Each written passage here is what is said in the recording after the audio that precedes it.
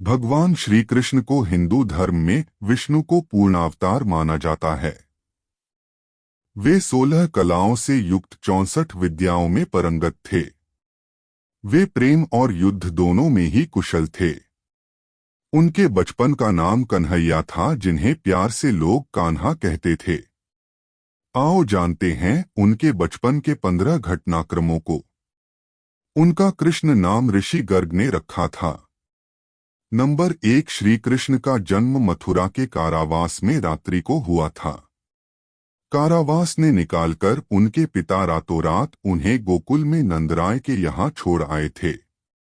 Number 2, Gokul और वृंदावन में उन्होंने अपना संपूर्ण बचपन गुजारा।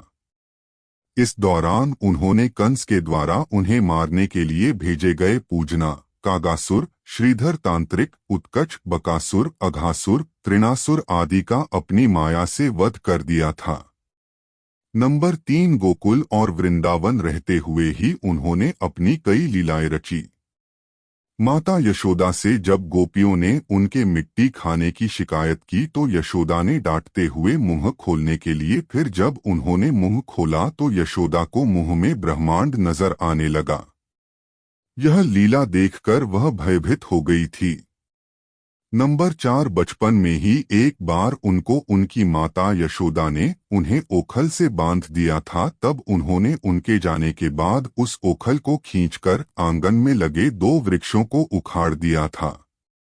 उनमें से 2 देवता निकलकर बालकृष्ण को प्रणाम करके वे कहते हैं कि हम दोनों यक्ष कुबेर के पुत्र नंद कुबेर और मणिग्रीव हैं। श्राप के कारण वृक्ष बन गए थे, आपकी कृपा से हमारे उद्धार हुआ। नंबर 5, बचपन में उन्हें माखन के लांचल में खूब नचाती थी। कहते हैं कि कुछ ग्वालिनें अपने पिछले जन्म में बड़े बड़े सिद्ध और तपस्वी थे, जिन्होंने घोर तपस्या करके श्रीहरि के साथ ममता का रिश्ता मांगा था।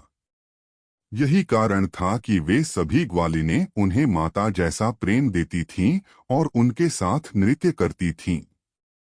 नंबर 6, श्री कृष्ण के बचपन के कई मित्र थे, जैसे मनसुखा, मधुमंगल, श्रीदामा, सुदामा, उद्धव, सुबाहु, सुबल, भद्र, सुभद्र, मणिभद्र, भोज, तोक कृष्ण, वरुथप, मधुकंड, विशाल, रसाल, मकरंद, सदानंद, चंद्रहास, बकुल, शारद, बुद्धि प्रकाश आदि। बचपन में यह सभी गोकुल और वृंदावन की गलियों में माखन चोरते और उधम मचाते थे।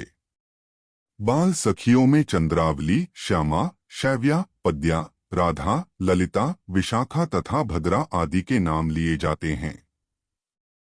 नंबर 7, श्री कृष्ण को एक बार माता यशोदा ग्वालनों की शिकायत पर उन्हें एक अंधेरी कोठरी में कैद के लिए ले जाती है, तो वहां श्री कृष्ण की लीला से एक भयंकर नाग निकल आता है। तब यशोदा मैया कहती है, लल्ला बड़ा भयंकर सांप है रे, तू जा, भाग जा यहाँ से।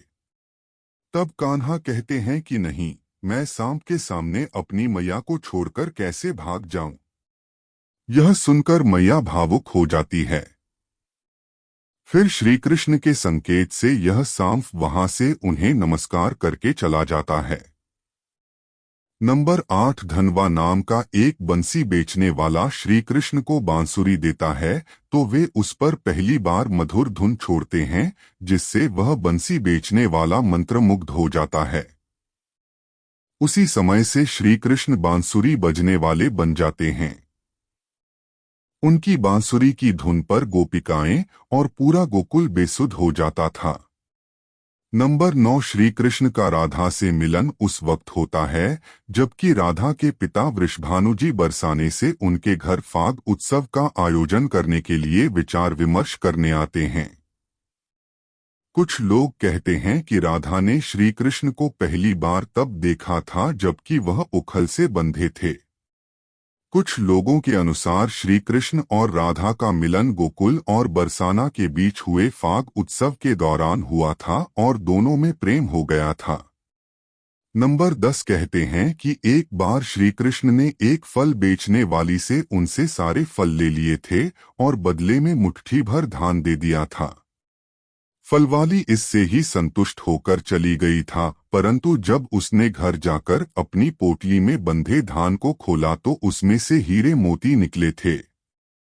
नंबर 11 कहते हैं कि एक बार अधिक मास में कात्यायनी माँ का व्रत पूजन करने के लिए गांव की कुछ ग्वालिनें गांव के बाहर स्थित यमुना तट के पास के मंदिर में जाती हैं और यमुना में निर्वस्त्र होकर स्नान करती है, तो उस दौरान श्री कृष्ण अपने सखाओं द्वारा वहां पहुंचकर उनके तट पर रखे सभी वस्त्र हरण करके एक वृक्ष पर चढ़ जाते हैं।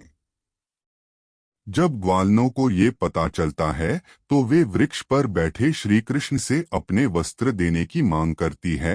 इस पर श्री कृष्ण कहते हैं कि तुमने यमुना में इस तरह निर्वस्त्र उतरकर उनका अपमान किया है। अब तो तुम्हारे पतियों के सामने ही यह वस्त्र लौटाए जाएंगे। तुम्हें इस तरह स्नान नहीं करना चाहिए था।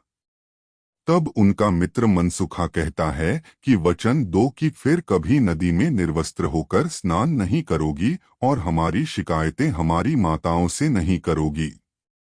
तब सभी वचन देती हैं। फिर श्री कृष्ण अपने सखाओं सहित सभी वस्त्र देकर चले जाते हैं। नंबर 12 एक बार श्री कृष्ण की लीला से गेंद यमुना के कालिया देह नामक स्थान पर अंदर पानी में डूब जाती है। तब वे गेंद लेने के लिए पानी में कूदते हैं तो एक व्यक्ति बताता है कि वहां मत जाओ, वहां कालिया नाग रहता है जो तुम्हें भस्म कर देगा।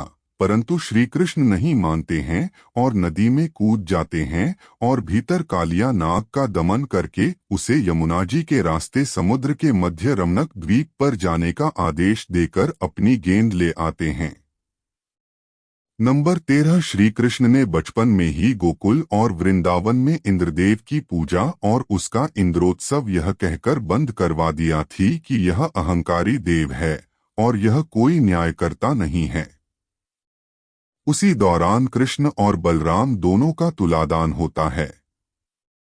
तब भगवान श्री कृष्ण को तराजू के एक पलड़े में बैठा दिया जाता है, दूसरे में हीरे जवाहरात रख दिए जाते हैं, लेकिन श्री कृष्ण के वजन से पलड़ा उनका ही भारी रहता है। तब नंदराय जी मैया यशोदा की ओर देखने लगते हैं।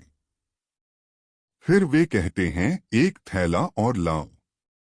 राधा और श्री कृष्ण मुस्कुराते रहते हैं। कई थैले रखने के बाद भी जब कुछ नहीं होता है तो फिर धीरे से दाऊ राधा के पास जाकर उन्हें प्रणाम करते हैं। राधा समझ जाती है। फिर राधा उन्हें अपने बालों में लगी वेणी के फूल तोड़कर दे देती हैं। दाऊ वे फूल लेकर तराजू के दूसरे पलड़े पर रख देते हैं। पलड़ा एकदम से झुककर नीचे जमीन से लग जाता है और श्री कृष्ण ऊपर हो जाते हैं। सभी प्रसन्न होकर मुस्कुराने लगते हैं। नंबर 14 इंद्रोत्सव बंद होने से इंद्रदेव कुपित हो जाते हैं तो वे सावर्तक से कहकर गोकुल और वृंदावन में जल प्रलय करवा देते हैं।